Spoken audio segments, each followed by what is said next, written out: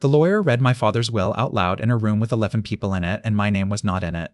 Not once, not a dollar, not the house I helped him roof, not the store I bled in for 30 years. Everything, every last thing, went to my younger brother Cole. And Cole didn't look surprised. That's the part that still gets me. He didn't look surprised at all. Then, when the room started emptying, the lawyer put his hand on a sealed envelope, slid it across the table toward me, and said 7 words that turned my whole life sideways. Your father said, "Not in this building. Let me back up. My name's Ethan. I'm 54 years old.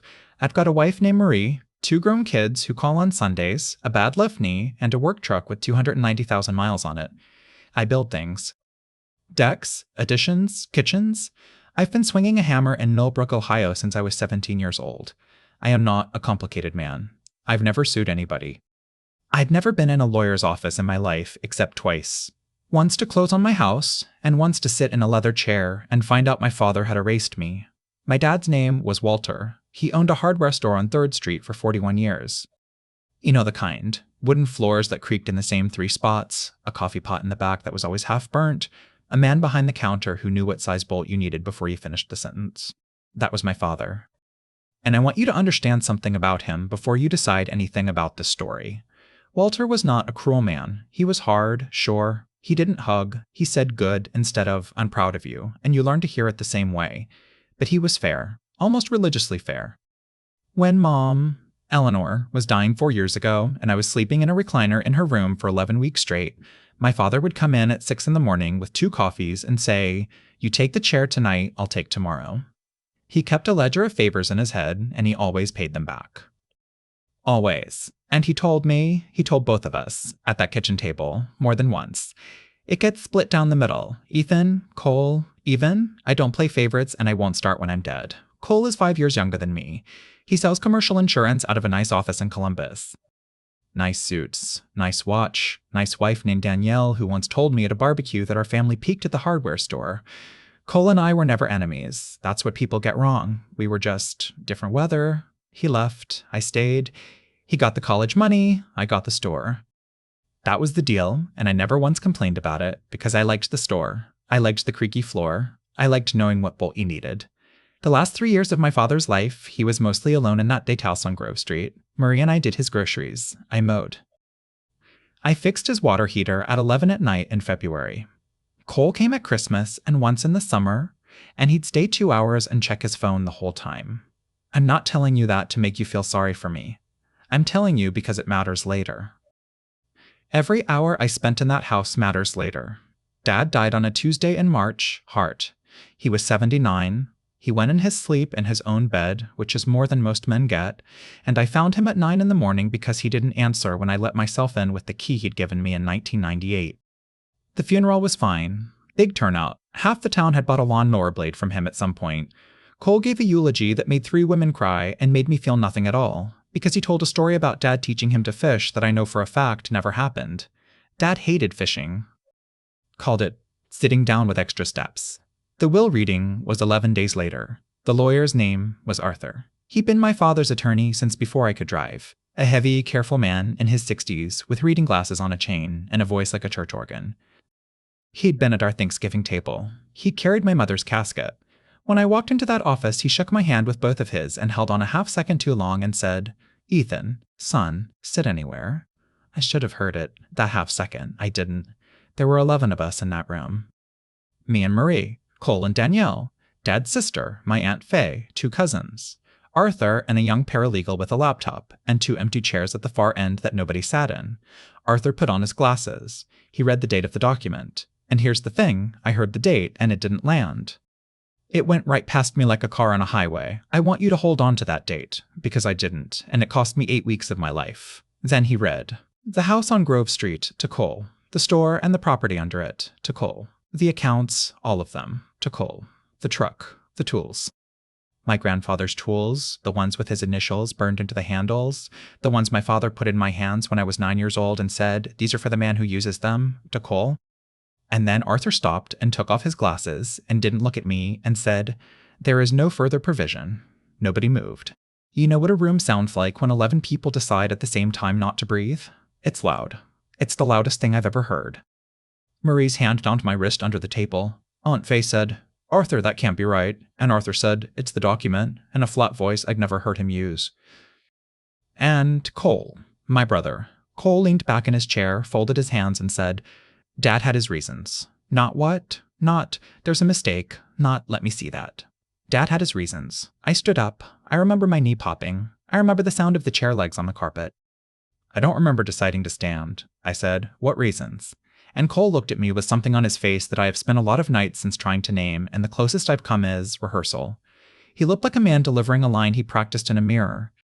He said, "You know what you did." I said, "I don't." He said, "Then that's between you and him." And Danielle put her hand on his shoulder, like he was the one being comforted. I walked out. I made it to the hallway with the ugly beige carpet, and I stood there with my hands on my hips like a man who'd just been told a load-bearing wall was rotten, and I couldn't get air in right. And that's when the door opened behind me, and Arthur came out, alone, without his jacket, and he was carrying an envelope. Not a folder, not a file. A plain white sealed envelope, the kind you'd buy in a box of 100 at my father's own store, and across the front, in my father's handwriting, that awful cramped block printing I'd know from across a parking lot, it said, "Ithon. Your eyes only." Arthur held it out with both hands, like it weighed something. I said, "What is this?" He said, "He gave it to me 14 months ago. His instruction was that I hand it to you after the reading, and only if," and he stopped. "Only if what, Arthur?" He looked down the hallway. Both ways. 60-something years old, a lawyer for 40 of them, and he was checking a hallway like a man in a bad neighborhood. "Only if you got nothing," he said quietly.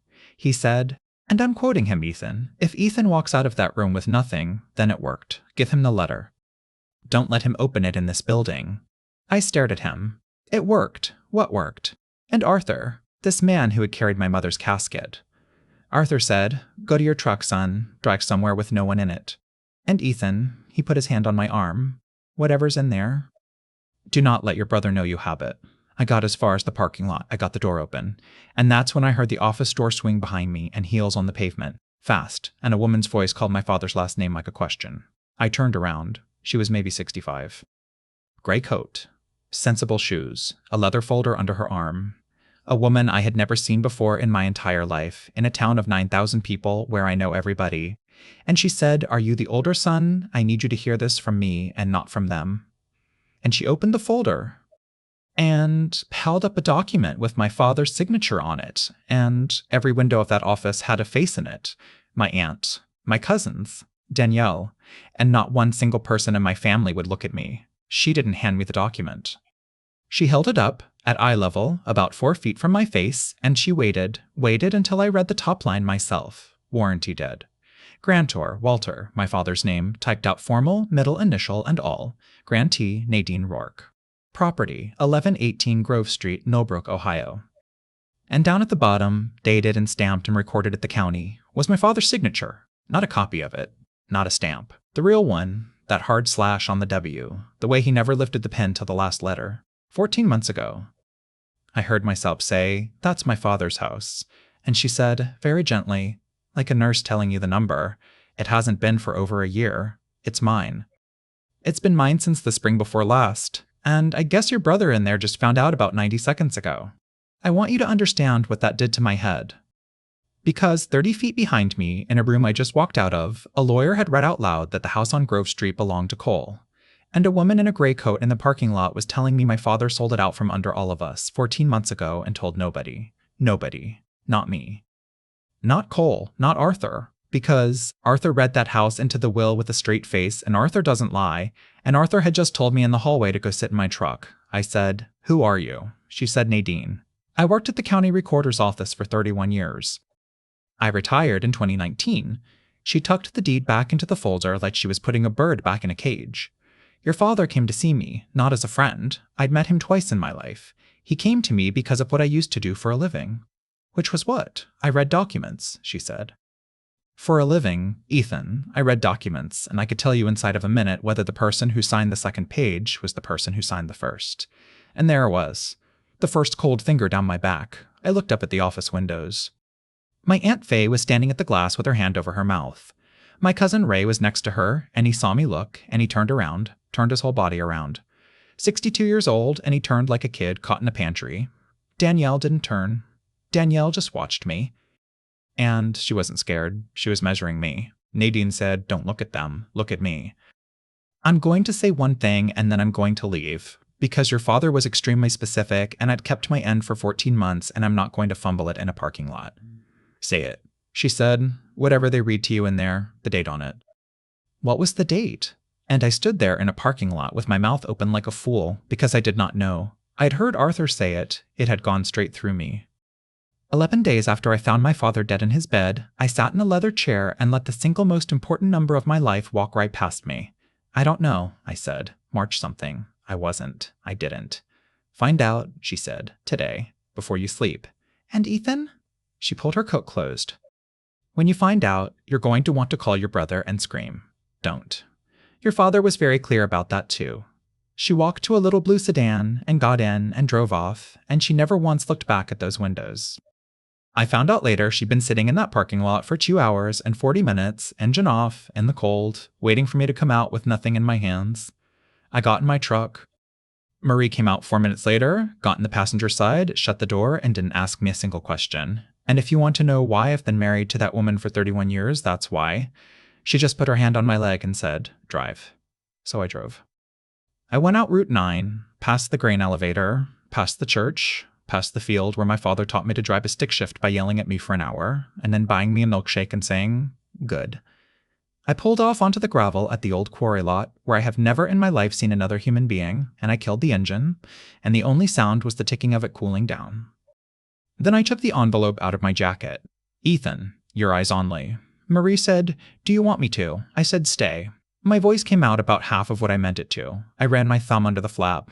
And you know what got me? The flap was licked, not taped. He'd licked it. My father, 78 years old, sat at some table with this thing and licked the envelope shut with his own mouth and then handed it to Arthur and said, "Don't open this until my oldest boy walks out with nothing."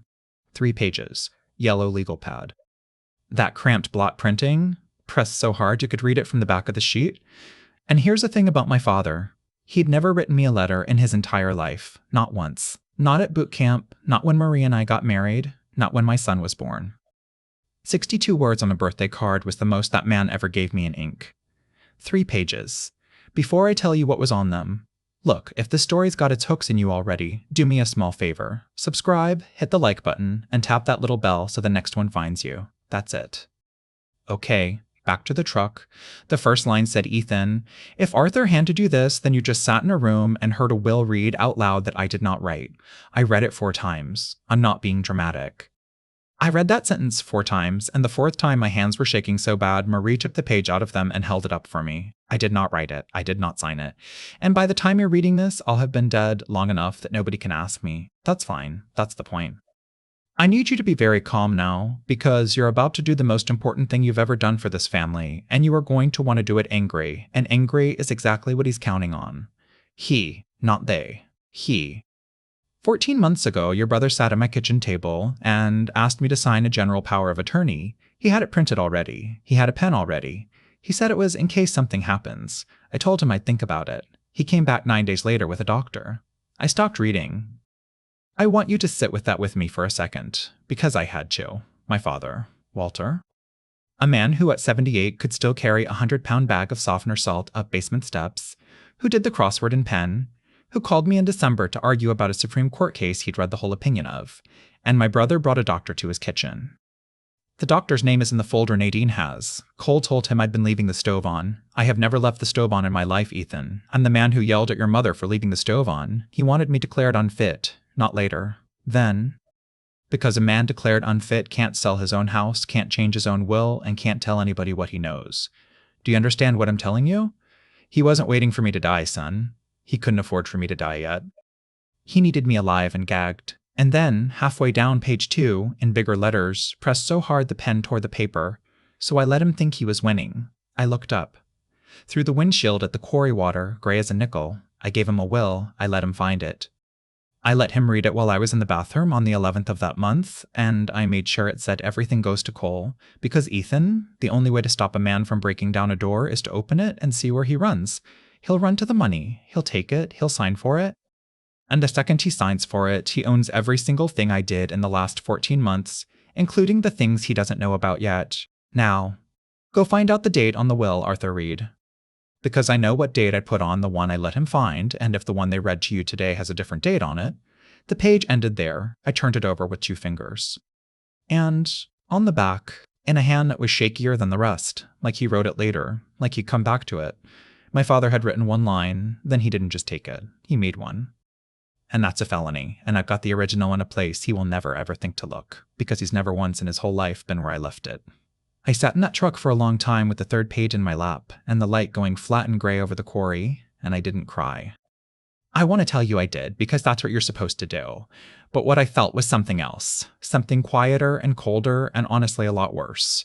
Because for 11 days, I'd been walking around this town believing my father died, thinking I wasn't worth $1. And he hadn't. He'd died knowing exactly what I was worth. He just couldn't tell me while he was breathing, because telling me would have blown the whole thing up. Page 3 was short, it was mostly instructions, and it read like a man giving directions to a job site. 1. Do not call your brother. Do not text him. Do not go to his house. Do not put anything in writing you wouldn't want read out loud by a stranger. From today forward, assume everything you say gets back to him within the hour, because it will. 2. Go to Arthur.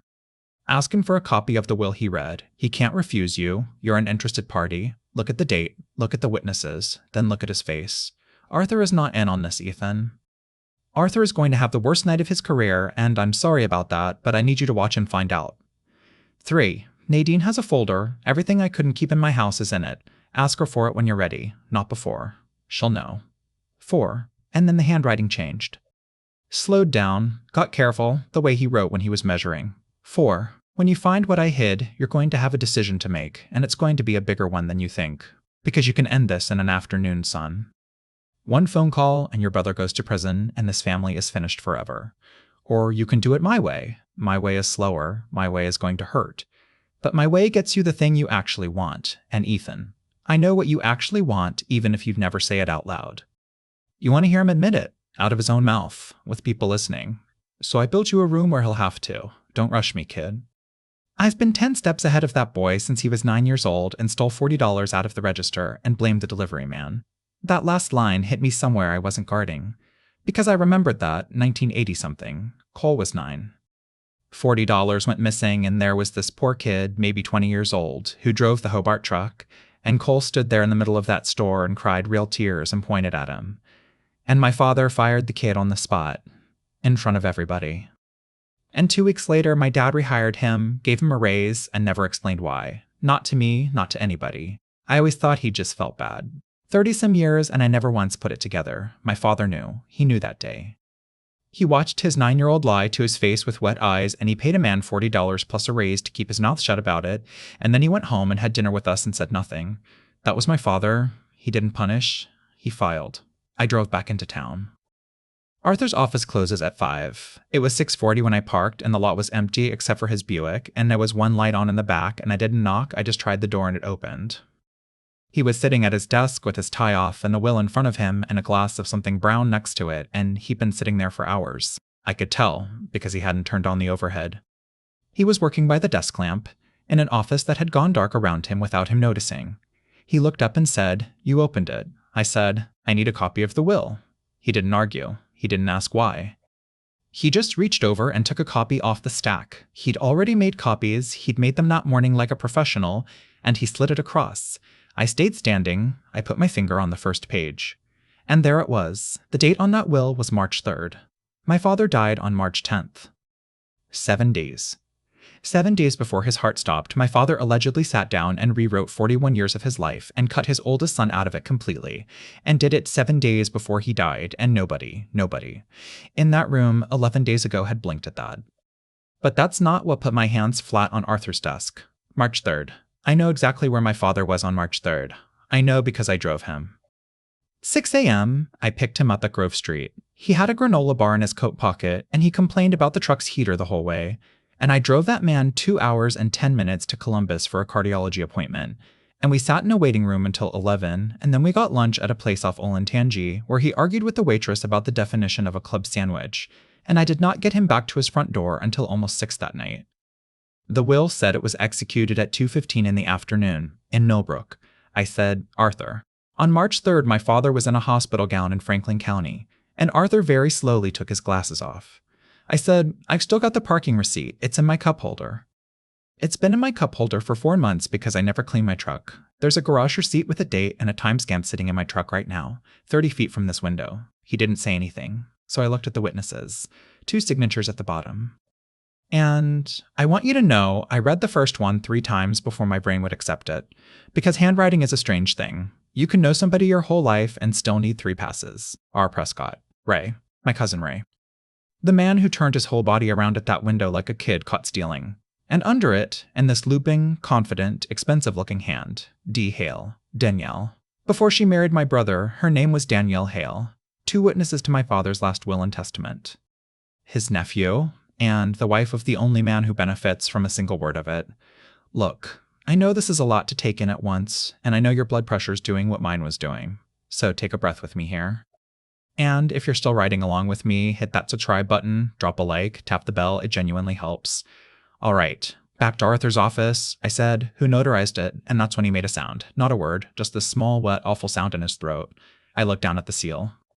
And the notary, the stamp, the commission number, the whole thing, was Arthur's own paralegal, that young woman with the laptop, the one who sat 6 feet from me and typed while my life got taken apart. Arthur said, very quietly, Ethan.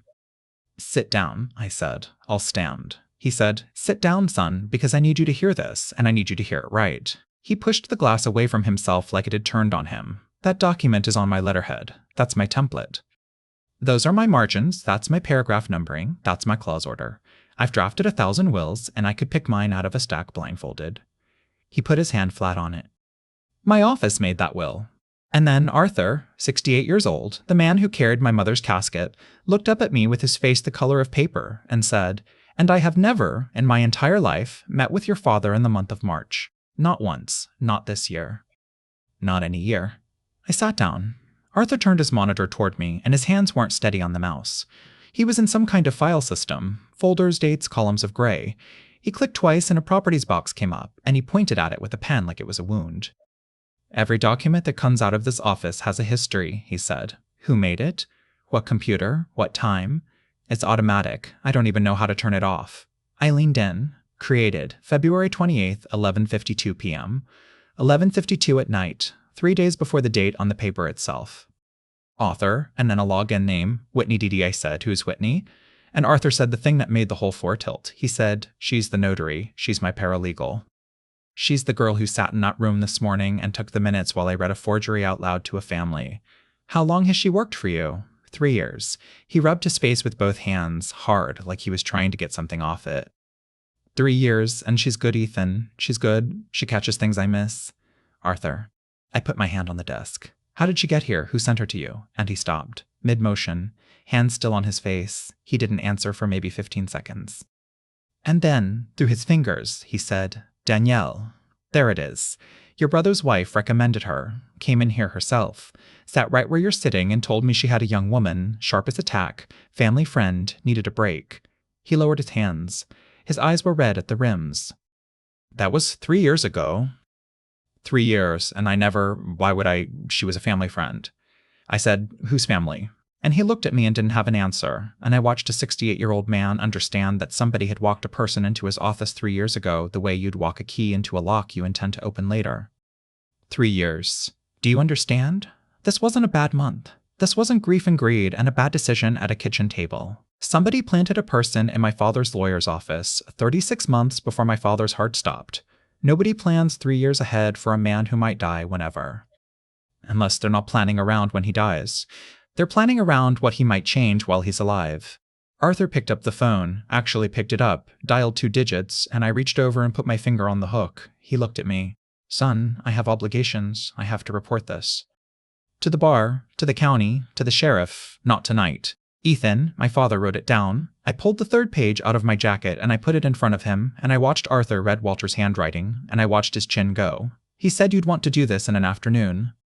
He said don't. He said he built something and he needs me to let it run. Arthur read it twice. Then he sat back in his chair and let out this long breath, and he said something I did not expect at all. He said, that son of a gun.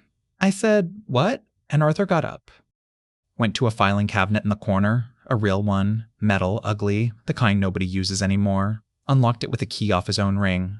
and came back with an envelope, same kind of envelope, same cramped block printing on the front. But this one didn't say my name. It said, Archer. When the boy asks you to wait. I swear to you on everything I've got, that's what it said. My father wrote an envelope for a conversation that hadn't happened yet, and left it in a locked drawer, and the trigger for opening it was me telling Arthur to slow down. Arthur held it and stared at it like it might be warm. He said, he handed me this 14 months ago. He said, you'll know. I asked him know what. He said, you'll know, Arthur, because you'll be sitting there wanting to do the right thing, and Ethan will tell you not to. That's the day. He opened it. 1 page, 4 lines. He read it, and his shoulders came down about 2 inches, and he laughed. An ugly, cracked little laugh with no funny in it, and then he put it flat on the desk and turned it toward me. It said, Arthur. If you're reading this, my son is smarter than I gave him credit for, which is going to cost me a bottle of something. Don't call anyone. You have not committed a crime. You have been used, which is worse, and I'm sorry. I knew 14 months ago, and I let you go on being used because I needed her to feel safe. Sit tight. Cash the check I left you and keep your mouth shut, and in about 10 days, a woman named Nadine is going to walk into your office and hand you something. Do exactly what she says. WPS. You were right about the fishing. It's sitting down with extra steps. Arthur put his glasses back on so I couldn't see his eyes.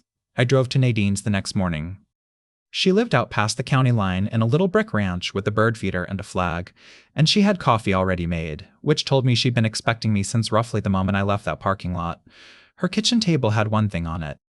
A green accordion folder, bound with a rubber band that had gone chalky. She sat down across from me and said, before I open this, do you understand yet that your father wasn't a nice old man who got taken advantage of? I said, I'm starting to. No, she said. Say it right. Your father was a 41-year small business owner who ran a cash register in a town of 9,000 people. He knew who was stealing from him before they knew. He did that for 4 decades, Ethan. And then his own son stood in his kitchen with a doctor. She pulled the rubber band off.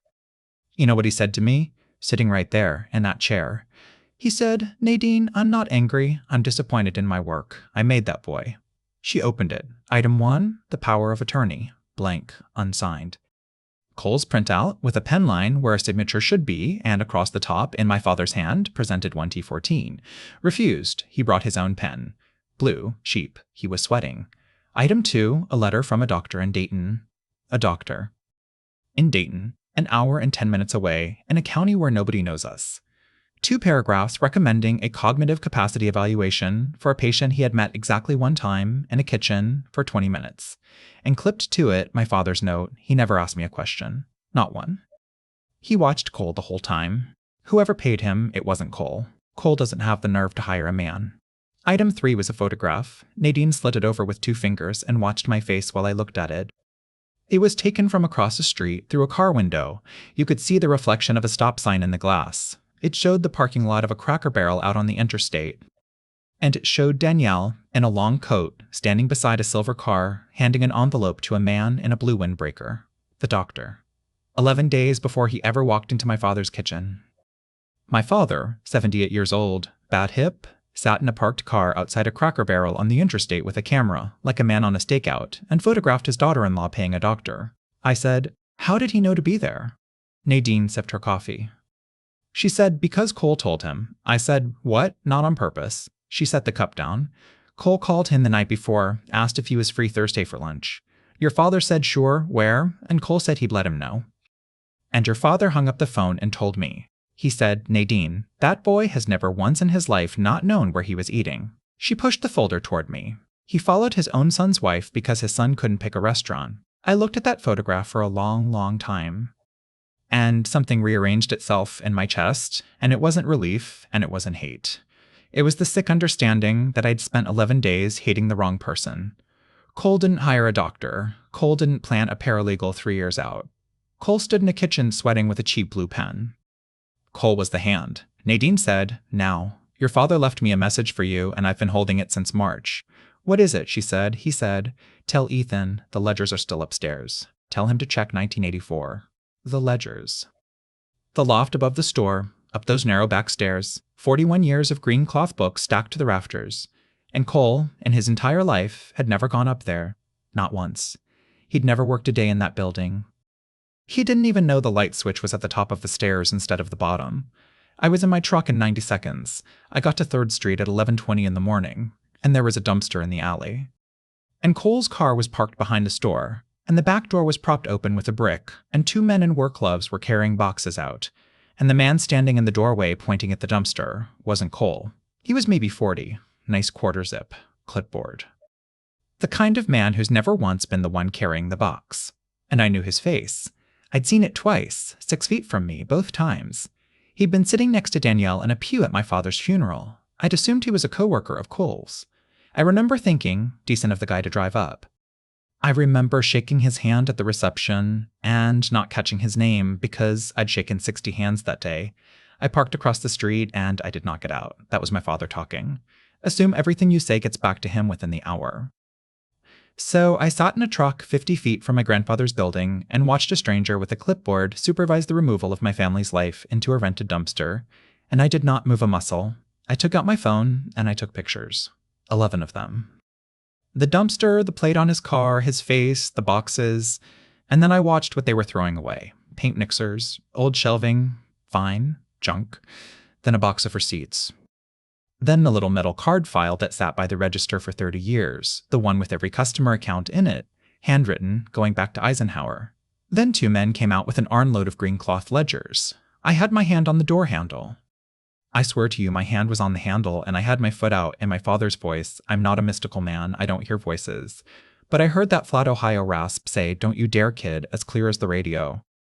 Because here's what I understood in that second. Sitting there with my foot on the pavement, they weren't cleaning out a store. Nobody throws away a customer card file in the first 2 weeks. You don't touch that building for 6 months, you grieve, you deal with the estate, you hire an auctioneer.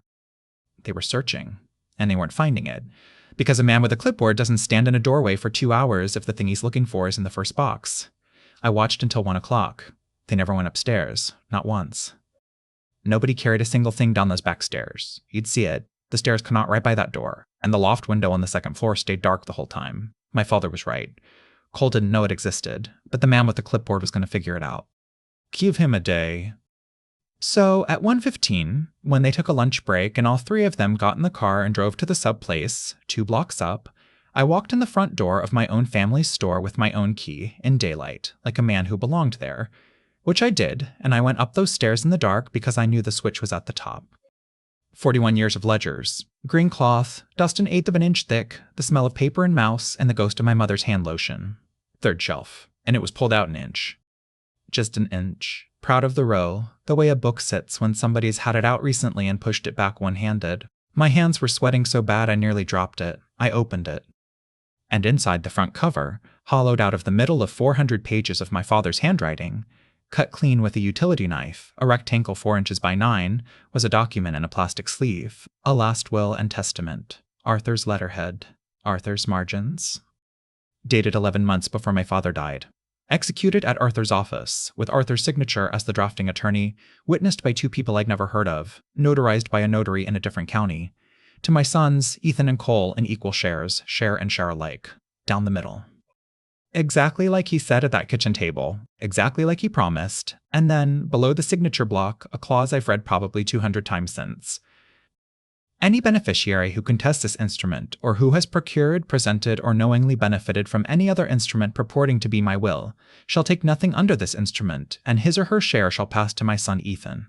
An in terrorem clause. A no contest clause. My father put a trap door under his own son. But that's not what stopped my heart in that loft, because taped to the back of the plastic sleeve, folded in quarters, soft at the creases like somebody had handled it 100 times, was one more piece of yellow legal pad. And it was addressed to Cole. Cole, if you're reading this, then you found the ledgers, which means you finally went upstairs in your own family's building. Took you long enough. Sit down. I couldn't breathe. You didn't do this. I know you didn't do this.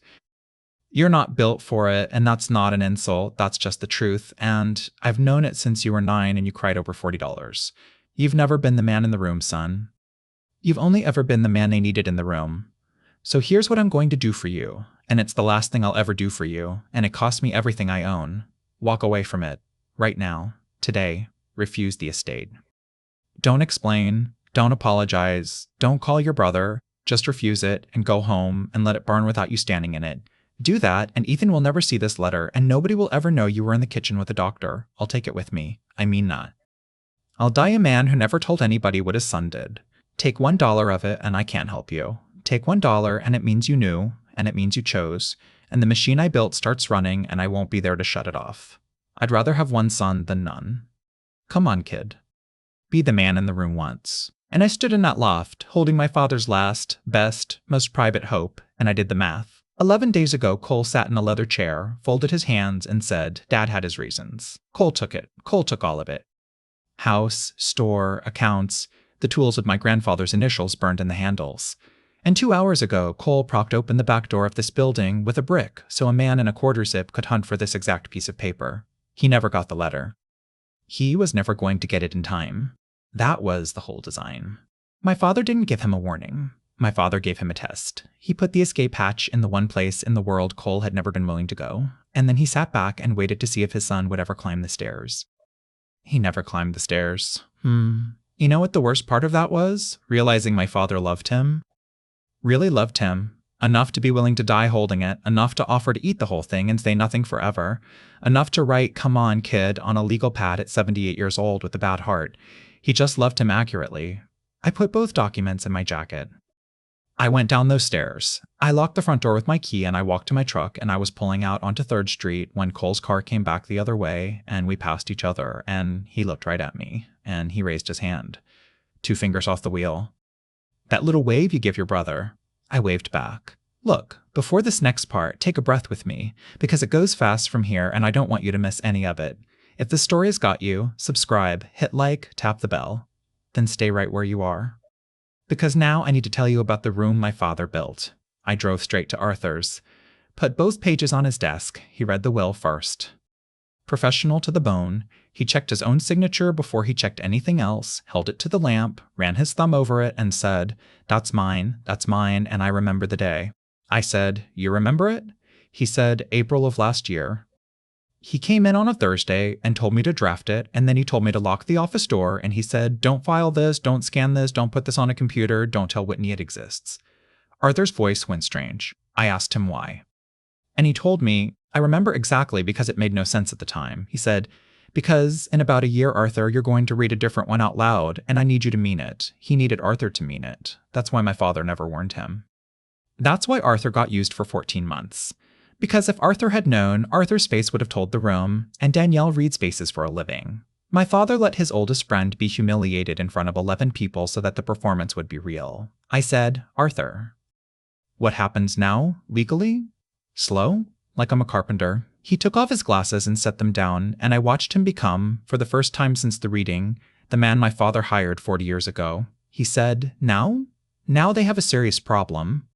Because the will they presented has been admitted to probate. That's done. Your brother has been named executor, and he has, as of this morning, begun disposing of estate assets.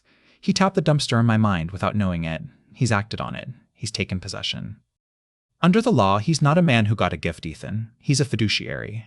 Meaning what? Meaning, Arthur said, that this office is going to file a document tomorrow morning at 9, and that document is going to trigger a hearing, and at that hearing your brother is going to be under oath. In a room with a judge, and he is going to be asked one question. I said, what question? And Arthur smiled, and it was not a nice smile. It was a 40-year lawyer smile, and he said, Mister, was this your father's signature? And that's when the phone rang. Arthur looked at it, looked at me. The screen said Whitney D. She'd been gone from the office for 6 hours. She hadn't come back from lunch. Arthur put it on speaker, and a young woman's voice, absolutely wrecked, said, Mr. Arthur, I'm in the parking lot. I've been out here for 2 hours. I need to tell you something before somebody else does, and I need to say it out loud to a lawyer, and I need you to believe I'm 28 and I didn't know what I was signing until I saw his face this morning. Then he hung up and looked at me and said, low and fast, go stand in the file room. Do not come out. She sees you, she lawyers up, and we lose the only person in this whole thing who can say the word we. So I stood in a dark file room with my father's real will in my jacket and listened through a doorway. She came in crying. Not performing, the ugly kind, the kind where you can hear a person's whole life coming apart in their sinuses. She sat down and Arthur got her water, and then, in that church organ voice, he said, Whitney, I'm going to record this. You can say no. She said, record it. And she talked for 40 minutes. Danielle wasn't a family friend. Danielle was her aunt, her mother's older sister, Danielle Hale, who left this county at 19 and came back at 40 with a husband who sold insurance and a name nobody local recognized. 3 years ago, Aunt Danny had gotten her a job, Paid for her notary commission. Called it a gift. For 3 years, nothing. Nothing at all. She did her work. She was good at it. Arthur was right about that. Then February, Aunt Danny takes her to dinner, tells her Walter's slipping. Tells her Walter had a will drawn up in a bad week that leaves everything to Ethan and cuts Cole out entirely. Cuts out his own son over some fight, some old grudge. You know how that man is. And that Arthur's too old and too royal to fix it. And that all they needed was a correction.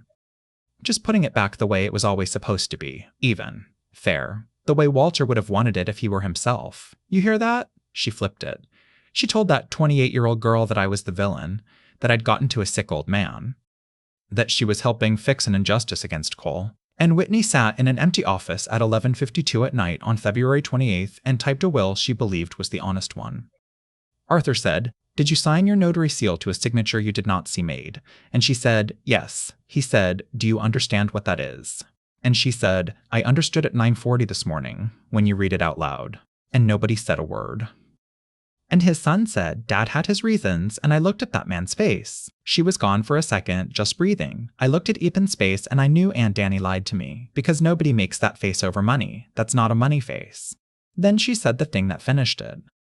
She said, "The signature's mine." Arthur said, "Say that again." "I traced it," she said, "off a warranty deed from the county recorder's website. Public record. Aunt Danny printed it, and I put it on the glass of the copier with the light on underneath, and I traced it with a fine point, and I did it 11 times before I got one that didn't shake. A warranty deed from the county recorder's website. Nadine. 31 years at the recorder's office.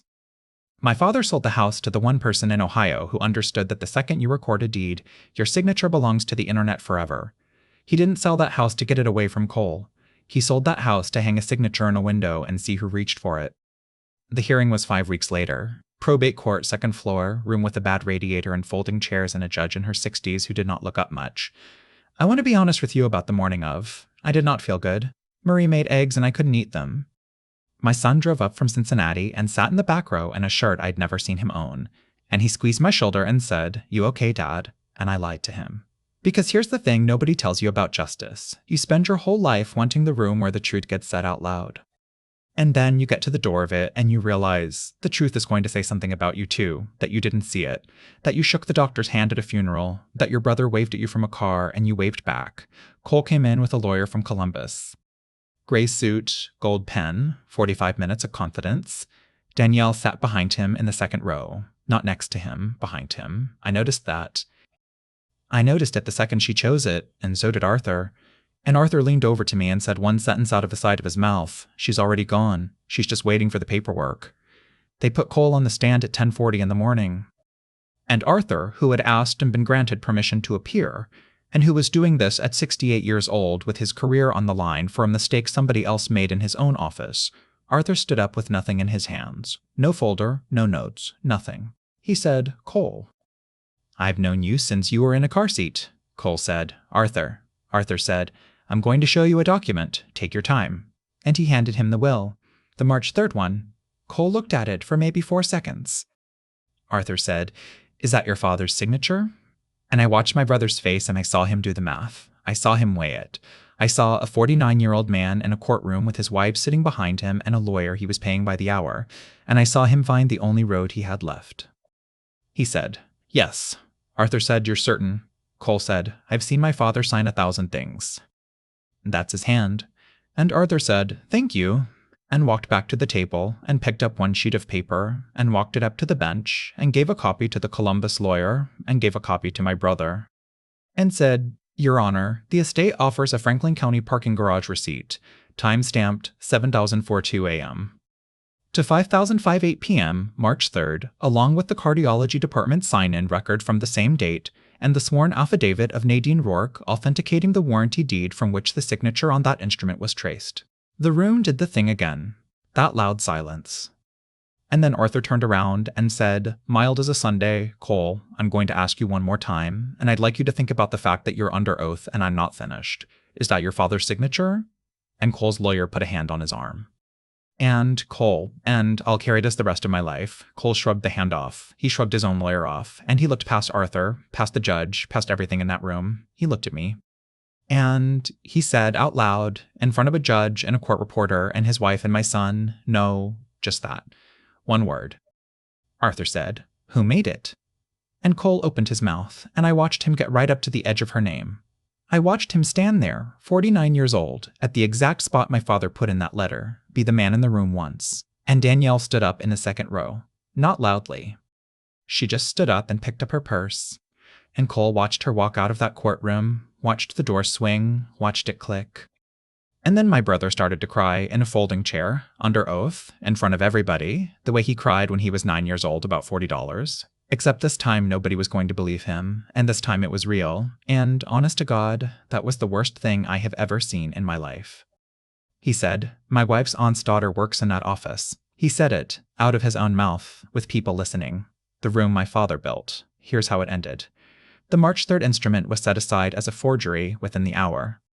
My father's real will, the one in the ledger, the one from a hollowed-out rectangle in the middle of 1984, was admitted 3 weeks later after handwriting analysis that took 40 minutes and cost the estate $1,100. And the no contest clause did what my father built it to do.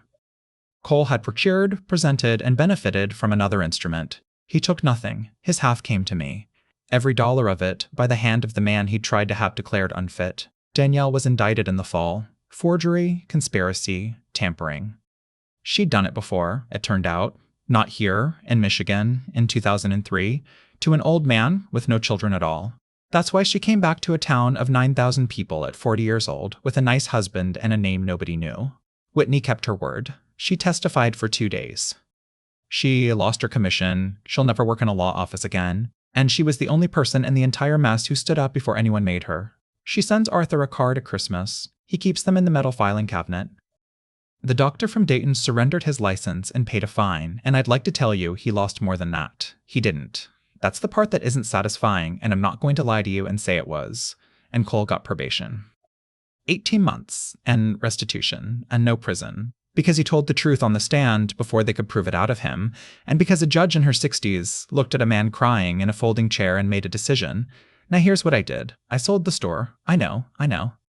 41 years and I sold it, to the kid who'd been managing the paint counter since he was 19, for $1 and a handshake and a note he'll pay off around the time I'm dead. The floor still creaks in the same 3 spots. My grandfather's tools are in my garage where a man uses them. And I split the money, down the middle. Cole got a check for exactly half of what my father's estate was worth, and there was nothing in the law that made me do it, and Arthur told me I was out of my mind, and Marie cried, and my son said, Dad, he tried to erase you, and he was right. But I kept thinking about that letter taped to a plastic sleeve. I'd rather have one son than none. My father built a machine to catch a thief, and the machine worked perfectly, and it worked so well it took his own boy's whole life with it, and I don't think, at the end, that's what Walter wanted. I think he wanted Cole to climb the stairs. I think he sat in that loft with a utility knife hoping. So I climbed them for him.